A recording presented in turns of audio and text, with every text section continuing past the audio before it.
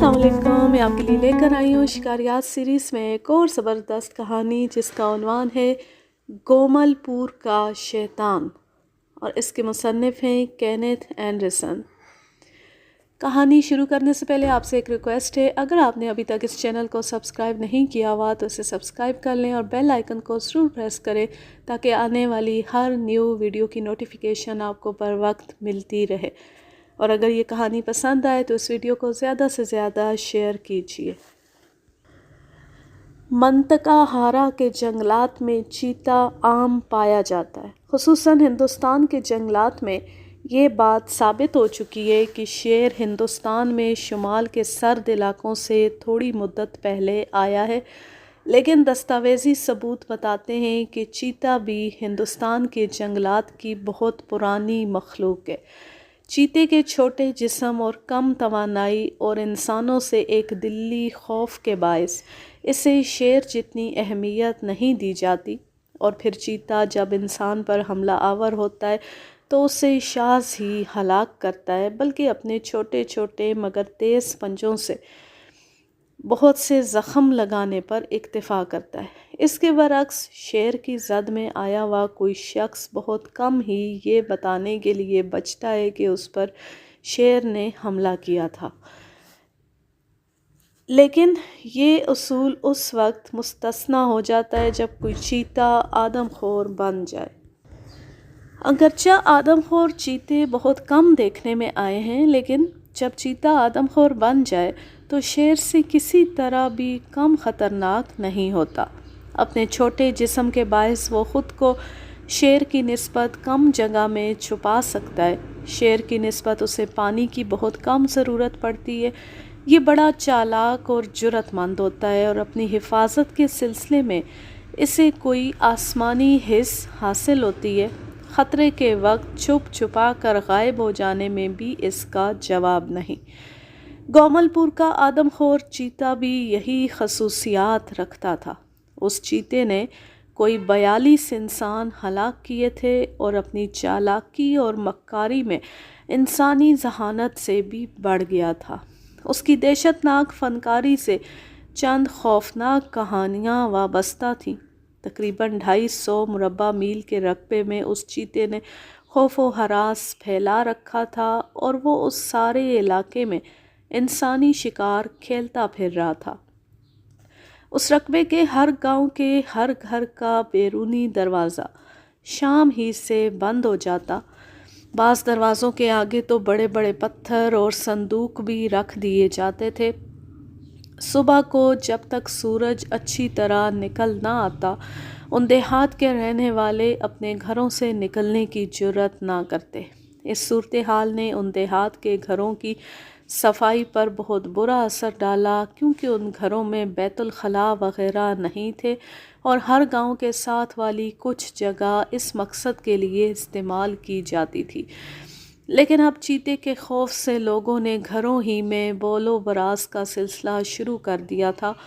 उस इलाके के बाशिंदे जब ज़्यादा मोहतात हो गए तो चीते के लिए इंसानी गोश्त की ग़ज़ा हासिल करना मुश्किल हो गया, जिसे हासिल करने के लिए वो और ज़्यादा जुर्रतमंद बन गया।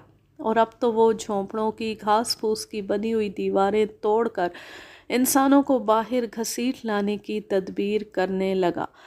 ऐसे बदनसीब शख्स की चीखें सारे गांव को सुनाई देती, मगर कोई बाहर निकलने की हिम्मत ना करता और हर कोई अपने बंद दरवाज़ों के पीछे खौफ के मारे बैठा कांपता रहता।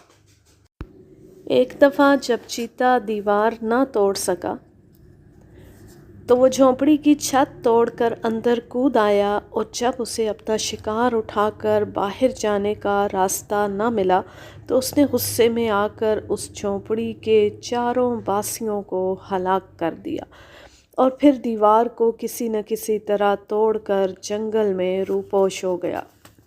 फ़कत दिन के वक्त देहाती बेखौफ घूम फिर सकते थे, तब भी वो मुसल्लह होकर टोलियों की शक्ल में बाहर निकलते, लेकिन दिन के वक्त चीते ने कभी किसी पर हमला ना किया था। अगरचा सुबह सवेरे उसे देहात के गिरदो नवा में अक्सर देखा गया था। ان حالات میں وہاں کے ڈسٹرکٹ مجسٹریٹ کی دعوت پر میں گومل پور پہنچا تاکہ وہاں کے باشندوں کو اس مصیبت سے نجات دلا سکوں۔ ان سے ابتدائی بات چیت سے میں نے اندازہ کیا کہ وہ بے حد نا امید ہو چکے اور اکثر لوگ اس علاقے سے ہجرت کرنے والے۔ جلد ہی مجھے پتہ چل گیا کہ دیہات والے میری کسی طرح کی مدد کرنے کو تیار نہ تھے۔ ان میں سے بعض تو یہ کہتے تھے کہ اگر اس شیطان کو معلوم ہو گیا کہ انہوں نے میری مدد کی ہے تو وہ ہمیں جیتا نہ چھوڑے گا۔ وہ بڑی دھیمی آواز میں باتیں کرتے کہ کہیں چیتا سن نہ لے اور انہیں موت کے گھاٹ نہ اتار دے۔ وہ رات میں نے گاؤں کے درمیان ایک ایسے مکان کے صحن میں بیٹھے بیٹھے گزار دی جس کے ایک طرف 12 فٹ اونچی دیوار تھی۔ میں نے کرسی کو دیوار سے ٹیک رکھا تھا اور مکان کی چھت پر کانٹے دار جھاڑیاں بچھا رکھی تھی کہ کہیں چیتا عقب سے چھت پر چڑھ کر مجھ پر حملہ آور نہ ہو جائے۔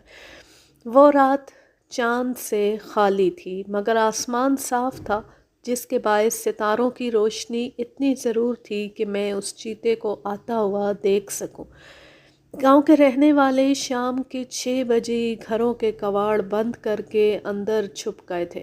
میں نے اپنی بندوق بھر کر اپنی گود میں رکھی ہوئی تھی اور میرے قریب ہی گرم چائے، ایک کمبل، پانی کی ایک بوتل، کچھ بسکٹ، ایک ٹارچ، پائپ کا تمباکو اور ایک ماچس، یہ سب چیزیں دھری تھی۔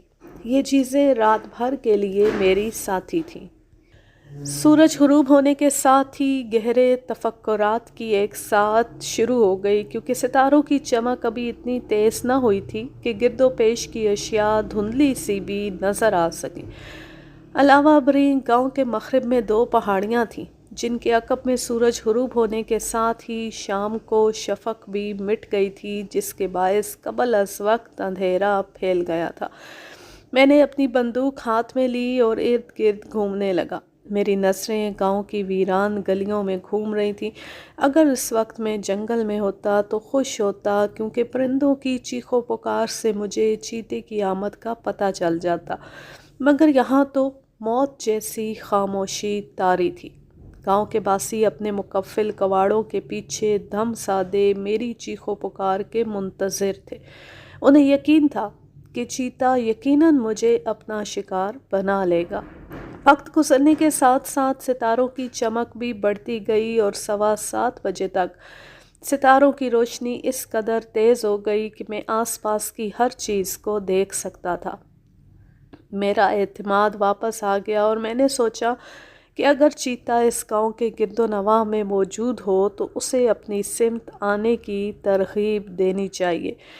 میں تھوڑے تھوڑے وقفے کے بعد بلند آواز میں کھانسنے اور پھر خود ہی سے باتیں کرنے لگا تاکہ چیتا میری آواز سن کر ادھر آئے۔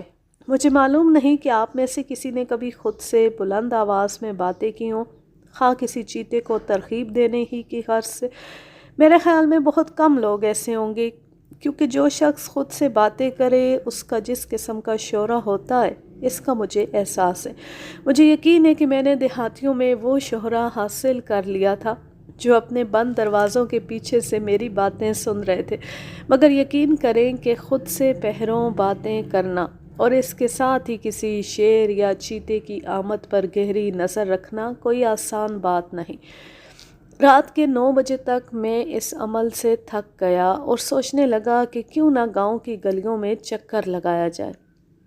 تھوڑے سے تذبذب کے بعد میں اٹھا اور گلیوں میں چکر کاٹنے لگا۔ گلیوں میں سے گزرتے وقت میں خود سے باتیں بھی کرتا جاتا اور اپنے آگے پیچھے اور گھروں کی چھتوں کو غور سے دیکھتا جاتا تھا۔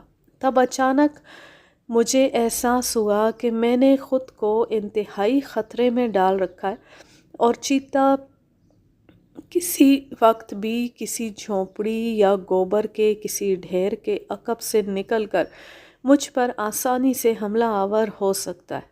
میں نے خود سے باتیں کرنی بند کر دی اور جلدی سے اپنی کرسی کی سمت لوٹ آیا اور خود کو زندہ پا کر خدا کا شکر ادا کیا۔ تب وقت گھسٹتا ہوا محسوس ہونے لگا۔ آخر آدھی رات آ پہنچی اور جنگل کی سمت سے تیز سرد ہوا چلنے لگی۔ اب میں نے کمبل کو اپنے گرد لپیٹ لیا اور معمول سے زیادہ تمباکو پینے لگا۔ 2 بجے کے قریب مجھ پر نیند کی غنودگی غلبہ پانے لگی۔ میں نے گرم گرم چائے اور تھوڑے سے بسکٹ کھائے اور پھر اپنے چہرے پر ٹھنڈے پانی کے چھینٹے مارے، چند مرتبہ جسم کو اوپر نیچے حرکت دی اور پھر خود سے باتیں کرنے میں مشغول ہو گیا تاکہ خود کو صبح تک جگائے رکھوں۔ 3:30 بجے کے قریب ایک ایسا واقعہ ہوا جس نے اگلے 2 گھنٹوں تک مجھے ناقابل بیان اذیت میں مبتلا رکھا۔ سرد اور تیز ہوا کے ساتھ ہی بادلوں کے غول ہوا کے کندھوں پر سوار گاؤں کے اوپر سے گزرنے لگے اور ہر طرف گہری تاریکی چھا گئی۔ اگر اس وقت چیتا مجھ سے 1 گز کے فاصلے پر بھی ہوتا تو میں اسے دیکھ نہ سکتا۔ میں اس وقت عجیب حالت میں تھا اور چیتے کے رحم و کرم پر تھا۔ اگر اس وقت وہ مجھ پر حملہ کر دیتا تو میں اس کا کچھ نہ بگاڑ سکتا تھا۔ میں بار بار اپنی ٹارچ کی روشنی گلی کی ایک نکڑ سے دوسری نکڑ تک پھینکتا، کیونکہ اگر چیتا کہیں آس پاس ہوتا تو زندہ رہنے کے لیے یہ عمل بہت ضروری تھا۔ حالانکہ یوں کرنے سے اسے ہلاک کرنے کے مواقع کم ہو رہے تھے۔ ظاہر ہے چیتا روشنی سے ڈر کر بھاگ جاتا۔ اس کے باوجود ایک امکان تھا کہ شاید چیتا روشنی سے نہ ڈرے اور میں اسے دیکھ کر ہلاک کرنے میں کامیاب ہو سکوں، لیکن میری یہ توقع پوری نہ ہو سکی۔ رات بھر کی چوکسی سے میرا جسم بے حد تھک گیا تھا۔ میں صبح 6 گھنٹے سویا اور پھر مختلف دیہاتیوں سے سوالات کرنے لگا۔ اپنی امیدوں کے خلاف صبح مجھے زندہ دیکھ کر اور رات بھر میری باتیں سن کر ان میں کچھ اعتماد آ گیا اور انہوں نے مجھے چیتے کے متعلق مزید باتیں بتائیں۔ چیتا اس علاقے میں ایک جگہ کبھی زیادہ دیر تک نہ رہا تھا اور جس جگہ آج شکار کرتا دوسرے دن اس سے کئی میل دور حملہ آور ہوتا۔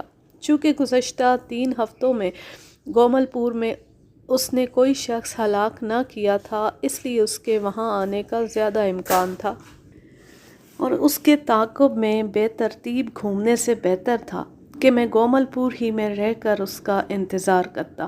اس کے تعاقب میں جانے کے خلاف یہ بات تھی کہ چیتا کبھی دن چڑھے دکھائی نہ دیا تھا اور عملی طور پر میرا اور اس کا سامنا ہونے کی کوئی امید نہ تھی، جیسا کہ آدم خور شیر کے سلسلے میں اکثر ہو جاتا ہے۔ مجھے یہ بھی بتایا گیا کہ چیتے کا داہنا پنجہ زخمی ہونے کے باعث قدرے مڑ گیا تھا۔ بعد میں اس کے پنجوں کے نشانات دیکھنے سے اس حقیقت کی تصدیق بھی ہو گئی تھی۔ دوپہر کے کھانے کے بعد میرے ذہن میں ایک تجویز آئی جس کے باعث میں گزشتہ رات والی بے آرامی سے بچ سکتا تھا۔ وہ تجویز یہ تھی کہ میں ایک جھونپڑی کا دروازہ کھلا رکھوں اور اس کے اندر ایک آدمی کا بت بنا کر رکھ دوں اور خود اسی جھونپڑی کے ایک گوشے میں صندوقوں کے پیچھے چھپ کر بیٹھا رہوں۔ اس طرح چیتا جو ہی جھونپڑی کے دروازے میں نمودار ہوتا یا اس بت پر حملہ کرتا، مجھے اسے ٹھکانے لگانے کا موقع مل جاتا اور اس کے ساتھ ہی مجھے خود بھی رات بھر کی بے آرامی کا سامنا نہ کرنا پڑتا۔ جب میں نے دیہاتیوں کے سامنے اپنی اس تجویز کو بیان کیا تو وہ مجھے حیرت سے دیکھنے لگے۔ انہوں نے اسی وقت مجھے اس جھونپڑی کے ملحقہ ایک جھونپڑی دے دی۔ یہ وہی تھی جس میں ایک دفعہ داخل ہو کر چیتے نے وہاں کے 4 باسیوں کو ہلاک کر دیا تھا۔ تھوڑی دیر میں گھاس پھوس کا ایک بت بنا کر جھونپڑی کے اندر لٹا دیا گیا اور دروازہ کھلا چھوڑ دیا گیا۔ شام ہوتی ہی میں صندوقوں کے ایک ڈھیر کے پیچھے چھپ کر بیٹھ گیا۔ جھونپڑی کا کھلا ہوا دروازہ بالکل میرے سامنے تھا۔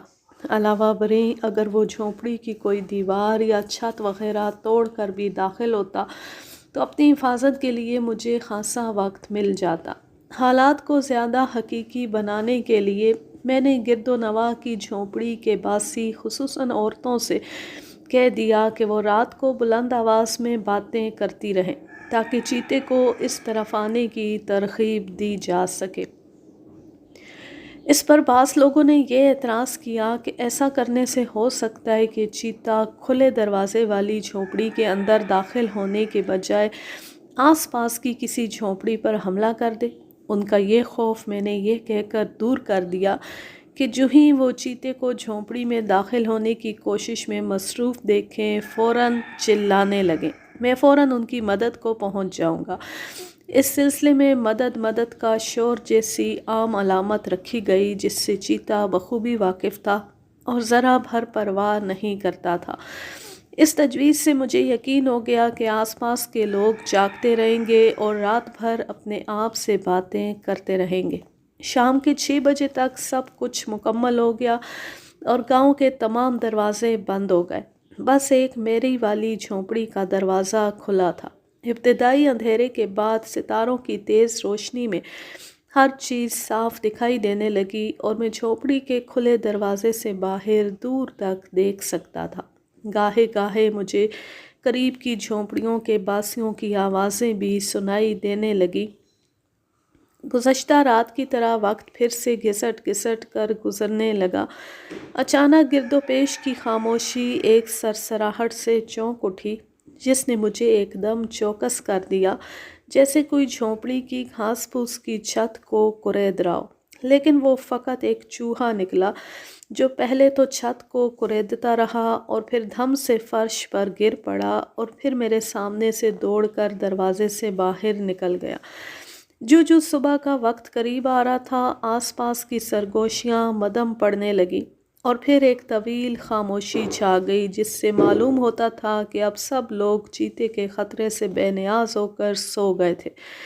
میں جاگتا رہا اور گاہے گاہے چائے اور تمباکو پیتا رہا، لیکن چوہوں کی لگاتار آوازوں کے سوا اور کچھ سننے میں نہ آیا جو جھونپڑی میں ایک دوسرے کا تعاقب کر رہے تھے اور کبھی کبھی میرے سامنے سے بھی گزر جاتے۔ آخر دن چڑھ آیا اور رت جگی کی شکستگی نے مجھ پر غلبہ پا لیا اور میں وہیں سو گیا۔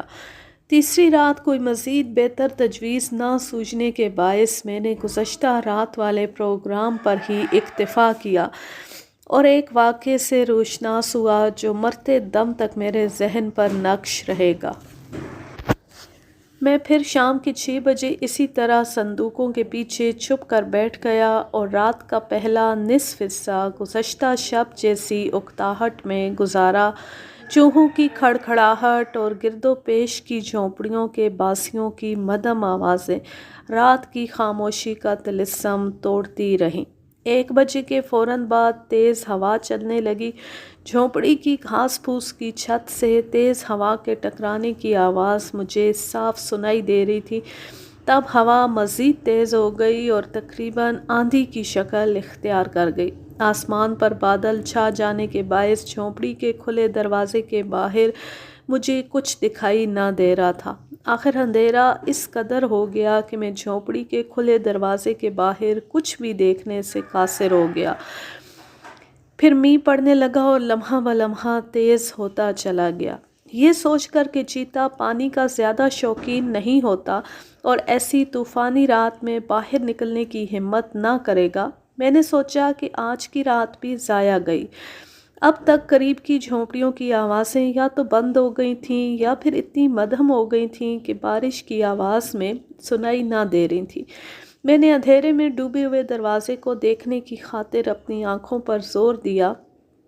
دروازہ تو پھر بھی دھندلا سا دکھائی دے گیا مگر گھاس پھوس کا بت بالکل نظر نہ آتا تھا۔ گزشتہ 2 راتوں کی مسلسل بیداری سے میری آنکھیں اور ذہن اس قدر بوجھل ہو چکے تھے کہ دروازے کی سمت دیکھتے ہی دیکھتے مجھے نیند نے چپکے سے دبوچ لیا۔ میں کتنی دیر سویا رہا اس کے متعلق میں کچھ نہیں کہہ سکتا، لیکن میرا خیال ہے کہ میں خاصی دیر سویا تھا۔ پھر میں ایک دم افراتفری کے عالم میں یہ احساس لیے ہوئے جاگ اٹھا کہ حالات ٹھیک نہیں ہیں۔ عام آدمی خواب سے بیدار ہو کر اپنے حواس مجتمع کرنے میں کچھ وقت لیتا ہے، لیکن جنگل کی تربیت اور خطرناک جگہوں میں ایک عمر گزارنے کے باعث نیند سے بیدار ہوتی مجھے معلوم ہو گیا کہ میں کس صورتحال میں تھا۔ بارش ختم ہو گئی تھی اور مطلع قدرے صاف نظر آتا تھا کیونکہ اب باہر کا دروازہ تھوڑا بہت دکھائی دے رہا تھا اور اس کے سامنے بت زمین پر بیٹھا تھا۔ تب ایک عجیب واقعہ رونما ہوا۔ مجھے وہ بت حرکت کرتا ہوا دکھائی دیا اور جب میں نے زیادہ غور سے دیکھا تو وہ ہرانے کی آواز کے ہمراہ جھونپڑی سے غائب ہو گیا۔ مجھے فوراً چیتے کی موجودگی کا احساس ہو گیا جو گھاس کے بت کو انسان سمجھ کر جھونپڑی سے باہر لے گیا تھا اور اب اس کے پیٹ کو چیر پھاڑ رہا تھا۔ اس وقت جو ہراہٹ میں نے سنی تھی وہ چیتے کے اس احساس کی ترجمان تھی کہ جس چیز پر اس نے حملہ کیا وہ انسان نہ تھا۔ ٹارچ کو جلا کر اپنے قدموں پر کھڑا ہوتی میں نے صندوقوں کی دیوار کو دھکیل کر ایک طرف کر دیا اور چھلانگ لگا کر دروازے میں آ پہنچا۔ میں نے جلدی سے ٹارچ روشن کی اور اس کی روشنی کو گلی کے دونوں اطراف دوڑانے لگا، لیکن مجھے کچھ نظر نہ آیا۔ اس خیال کے تحت کہ چیتا ابھی یہیں کہیں اندھیرے میں چھپا ہوگا، میں ٹارچ کی روشنی ہر گوشے میں ڈالتا ہوا بڑی احتیاط سے گلی میں چلنے لگا۔ گوشہ گوشہ چھان مارا لیکن میرا دشمن کہیں دکھائی نہ دیا۔ تب اچانک مجھے اس چیتے کی مکارانہ فنکاری کے قصے یاد آ گئے۔ جس طرح میری ایک چھٹی حس نے مجھے خطرے کے وقت نیند سے بیدار کر دیا تھا، اسی طرح ایک انوکھی حس نے چیتے کو باخبر کر دیا تھا کہ وہاں اس کا دشمن موجود تھا۔ شاید ٹارچ کی روشنی نے اسے بھاگ جانے پر مائل کر دیا تھا۔ بہرحال جو وجہ بھی تھی، آدم خور بڑی چالاکی اور خاموشی سے اپنی جان بچا کر نکل گیا تھا۔ اس طرح بے وقت سو جانے پر مجھے خود پر غصہ بھی آیا اور مایوسی بھی ہوئی، لیکن اس کیفیت پر جلد ہی یہ تہیہ غالب آ گیا کہ میں ہر قیمت پر اس درندے کو ہلاک کر کے رہوں گا۔ دوسری صبح چیتا جس جگہ سے گاؤں میں داخل ہوا تھا وہاں اس کے پنجوں کے نشانات بالکل صاف موجود پائے گئے۔ پہلی مرتبہ میں نے اس کے پنجوں کے نشان دیکھے تھے۔ اس کے داہنے پنجے کا نشان واقعی واضح نہ تھا، جس سے معلوم ہوتا تھا کہ وہ اپنی اگلی داہنی ٹانگ کی ایک سمت پر زور دے کر چلنے کا عادی ہو گیا تھا۔ یہ دیکھ کر مجھ پر یہ بات واضح ہو گئی کہ چیتے کے پاؤں میں جو زخم آیا تھا اسی نے اسے آدم خور بنا دیا ہے۔ بعد میں اس کا زخمی پاؤں میں نے خود دیکھا اور اس کے پنجے کا نشان دیکھ کر میں نے اس کے آدم خور ہونے کے متعلق جو نتیجہ اخذ کیا تھا غلط ثابت ہوا، کیونکہ چیتے کے آدم خور ہونے کی وجہ دوسری نکلی۔ وہ یہ تھی کہ ایک دفعہ اس علاقے میں بڑا زبردست ہیضہ پھیلا تھا جس کے باعث سینکڑوں لوگ مر گئے تھے۔ ان کی تجہیز و تکفین کرنے کے بجائے لوگ ان کی لاشیں جنگل میں چھوڑ آتے تاکہ وہ چیلوں، گدھوں وغیرہ کی خوراک بن جائیں۔ اس موقع پر چیتے نے پہلی دفعہ انسانی گوشت کا مزہ چکھا اور بعد میں اس مزے کی چاٹ میں وہ آدم خور بن گیا۔ مجھے اس بات کا احساس بھی ہو گیا کہ یہ چیتا انسانوں جیسی منطق کا مالک تھا اور اب ایک طویل عرصے تک اس کا گومل پور آنے کا کوئی امکان نہ تھا، کیونکہ گزشتہ شب ٹارچ کی روشنی سے اس کا تعاقب کر کے میں نے اسے ڈرا دیا تھا۔ اسی باعث میں نے اپنی قیام گاہ بدل لینے کا ارادہ کر لیا اور گومل پور سے 18 میل دور ایک دوسرے گاؤں جس کا نام دیوارا بتا تھا جانے کا فیصلہ کر لیا، جہاں آدم خور چیتے نے پہلی 5 انسانی زندگیوں کو اپنا شکار بنایا تھا اور اب 1 ماہ سے وہاں نہ گیا تھا۔ اسی دن وقت سے پہلے دوپہر کا کھانا کھانے کے بعد میں اس گاؤں کی سمت چل پڑا۔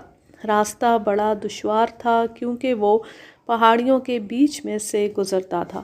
ان پہاڑیوں کے درمیان جو وادی تھی وہ جنگلات سے بھری ہوئی تھی اور وہاں مجھے ایک ندی کے کنارے تقریباً 200 گز تک ایک بڑے شیر کے پنجوں کے تازہ نشان دکھائی بھی دیے، جس سے ظاہر تھا کہ شیر اسی صبح وہاں سے گزرا تھا۔ چونکہ میرے پیش نظر ایک اور مقصد تھا، اس لیے میں نے شیر کے پنجوں کے نشانات کے تعاقب میں جانے کا خیال ترک کر دیا اور آخر بڑی مشکل سے شام کے 5 بجے کے قریب دیوارابتا پہنچ گیا۔ جب میں وہاں پہنچا تو دیہاتی خود کو اپنے گھروں کے اندر بند کرنے کی تیاری کر رہے تھے، جس کے باعث میں انہیں چیتے کے متعلق بات چیت کرنے پر مائل نہ کر سکا۔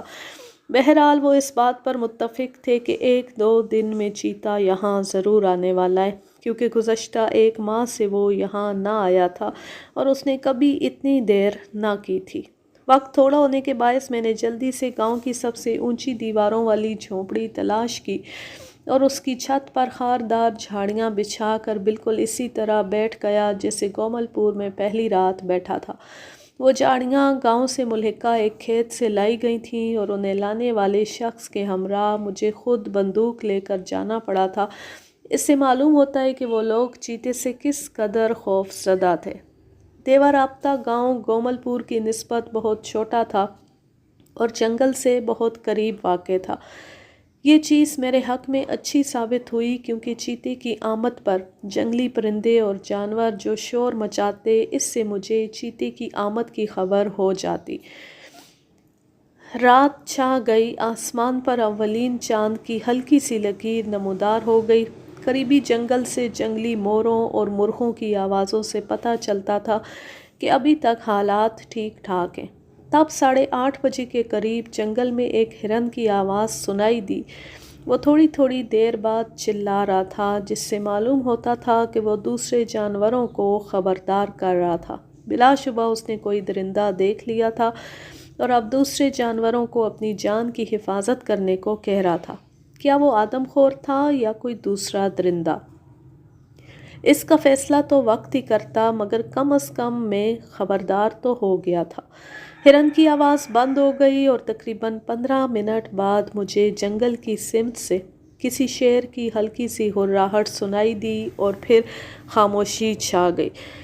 یہ ہرراہٹ شیرنی کو بلانے کے لیے نہ تھی بلکہ جنگل کا بادشاہ اپنی خوراک کی تلاش میں نکلا تھا اور جنگل کے باسیوں کو یاد دلا رہا تھا کہ ان کا مالک شکار کی تلاش میں ہے اور ان میں سے کسی نہ کسی کو آج اس کی بھوک مٹانی ہوگی۔ وقت گزرتا گیا اور پھر سامنے والے کھیت میں کوئی چیز حرکت کرتی ہوئی دکھائی دی۔ میں نے اپنی بندوق اٹھائی اور اس کی نالی اس سمت کر دی۔ وہ سایہ حرکت کرتا ہوا گلی میں آ پہنچا۔ کیا وہ چیتا تھا؟ اور اسی طرح بے دھڑک گلی کے درمیان چلتا رہے گا؟ اب وہ مجھ سے 3 گز کے فاصلے پر تھا اور نہایت دلیری سے بڑھ رہا تھا۔ حالانکہ چیتا اپنے شکار پر حملہ کرتے وقت کبھی یوں بے دھڑک نہیں آتا۔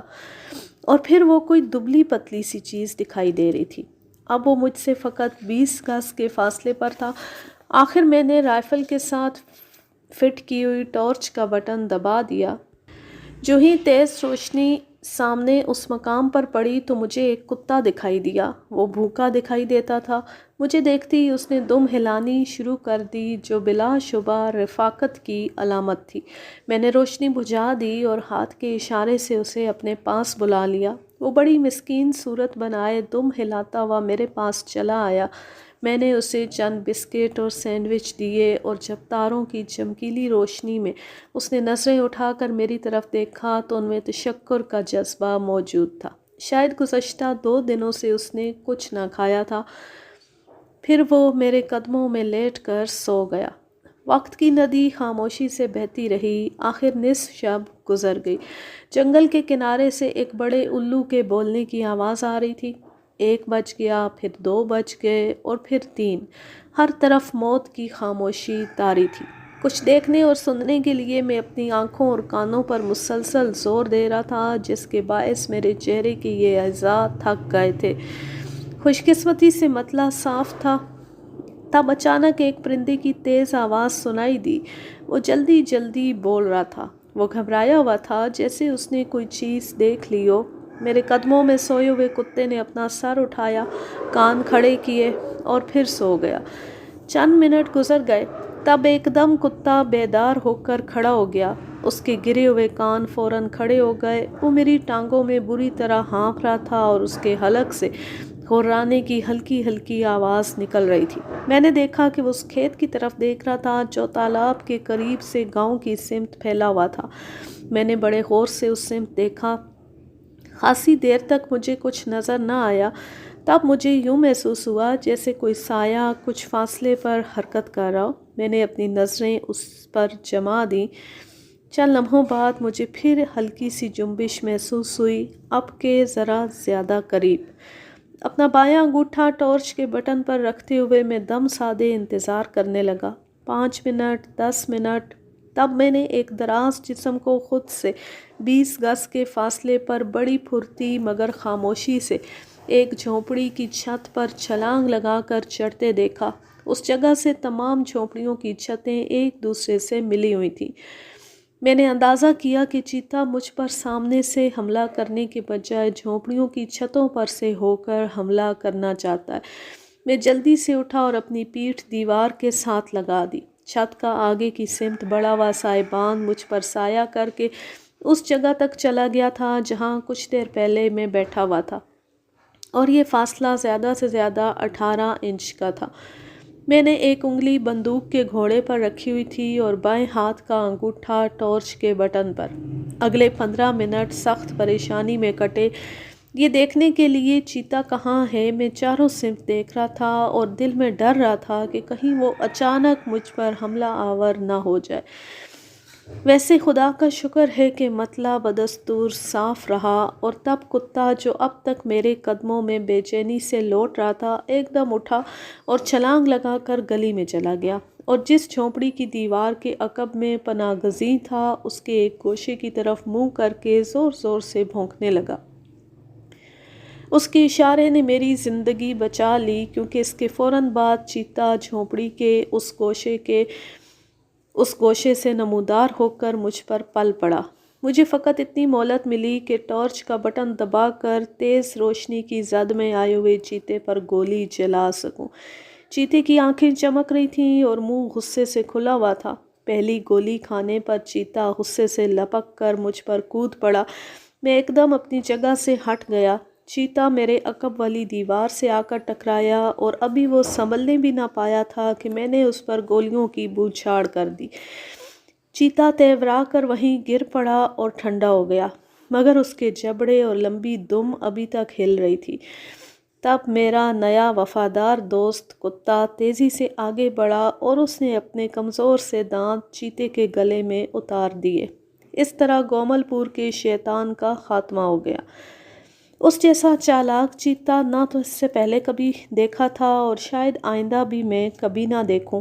دوسری صبح جب میں اس چیتے کی کھال اتار رہا تھا تو میں نے دیکھا کہ اس کے دائنے پنجے کے زخم کی وجہ کوئی گولی وغیرہ نہ تھی، بلکہ اس کے اندر 2 تیز کانٹے چبھے ہوئے تھے جو آگے جا کر ٹوٹ گئے تھے۔